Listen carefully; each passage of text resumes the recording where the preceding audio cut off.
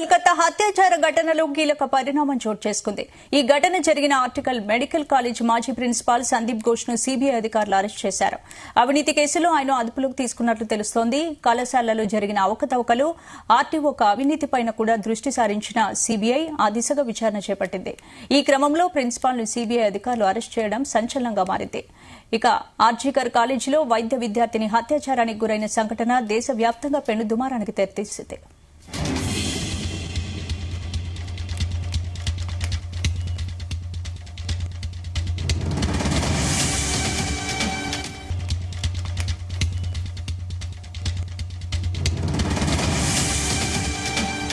అత్యాచార ఘటనలో రోజుకో ట్విస్ట్, రోజుకో కీలక పరిణామాలు చోటు చేసుకుంటున్నాయి.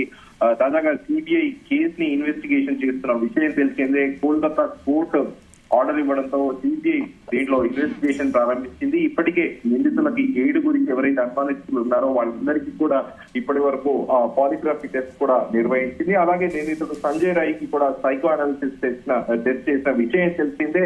అయితే ఈ రోజు ఒక కీలక పరిణామం చోటు చేసుకుంది. ఘటన జరిగిన ఆర్టికల్ మెడికల్ కాలేజ్ మాజీ ప్రిన్సిపల్ సందీప్ ఘోష్ సిబిఐ అధికారులు అరెస్ట్ చేశారు. ఈ అత్యాచార రేప్ అండ్ మర్డర్ కేసులో కాకుండా ఆయన పైన 2021 నుండి కూడా కరప్షన్ చార్జెస్ ఉన్నాయి. ఆయన పైన అవినీతి కేసుల్లో ఆయన్ని అదుపులోకి సిబిఐ అధికారులు తీసుకున్నారు. కళాశాలలో జరిగిన అవకతవకలు, ఆర్థిక అవినీతి పైన సిబిఐ దృష్టి సారించిన విషయం తెలిసిందే. ఆ దిశగా విచారణ చేపడుతోంది. ఈ క్రమంలో మాజీ ప్రిన్సిపల్ ని సిబిఐ అధికారులు అరెస్ట్ చేయడం దేశవ్యాప్తంగా సంచలనంగా మారింది. ఆర్టికల్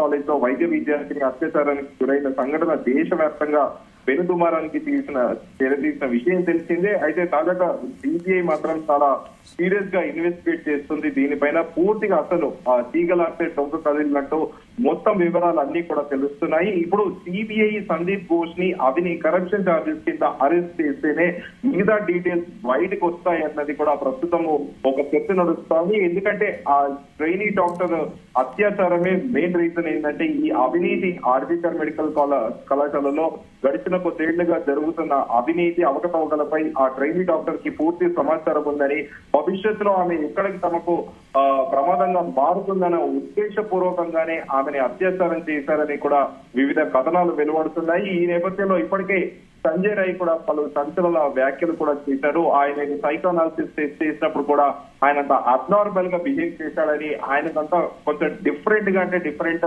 అతను అందరూ అవాక్కు గురయ్యే ప్రవర్తన ఉందని, అతను విపరీతంగా పోర్నోగ్రఫీకి అలవాటు పడ్డాడని, ఒక జంతువులా బిహేవ్ చేశాడని కూడా అధికారులు సైకో అనాలిసిస్ టెస్ట్ చేసిన విషయం తెలిసిందే.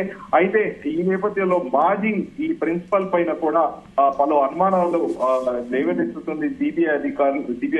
ఎందుకంటే ఘటన జరిగినప్పుడు కూడా ప్రిన్సిపల్ స్థానిక పోలీసులకు కంప్లైంట్ ఇవ్వకపోవడము సరికదా, అక్కడ లోకల్ గా ఈ కాలేజ్ కి ప్రిన్సిపల్ కి చెందిన పిఏతో పాటు మరికొంతమంది ప్రిన్సిపల్ కి సన్నిహితంగా ఉండే వ్యక్తులు అక్కడ ఎవిడెన్స్ ని తారుమారు చేసేటందుకు ఆ గదిలో వెళ్లడము, అనంతరం కూడా దాదాపు 3.5-4 గంటల తర్వాత పోస్ట్ మార్టం కి పంపించడము, ఆ లోపల తల్లిదండ్రులను కూడా పిలవకపోవడము, తల్లిదండ్రులకి ఇన్ఫర్మేషన్ ఇవ్వకపోవడము, మొదటగా తల్లిదండ్రులకి అది ఒక సూసైడ్ కేసుగా చిత్రీకరించే ప్రయత్నం చేశారు కాలేజ్ యాజమాన్యం. దాంట్లో ప్రిన్సిపల్ కూడా ఈ మాజీ ప్రిన్సిపల్ ఉన్నాడనేది కూడా ప్రచారంలో ఉంది.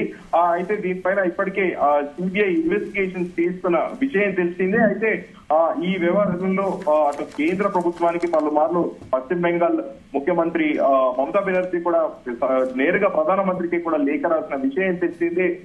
దేశంలో దీనికి ప్రధానమంత్రి కార్యాలయం నుండితో పాటు మహిళా శిశు సంక్షేమ శాఖ మంత్రి నుంచి కూడా ప్రత్యేకంగా ఒక ప్రత్యుత్తరాలు కూడా రాశారు. 2019 నుంచే కొన్ని కఠిన చట్టాలు దేశంలో అమలు చేయబడ్డాయి.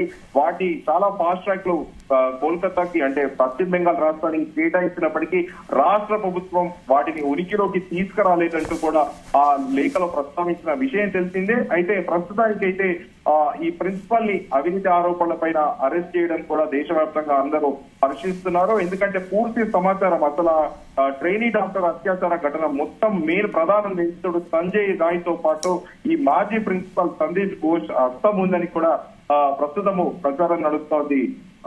స్పందన. Right, thank you శ్రీచర్.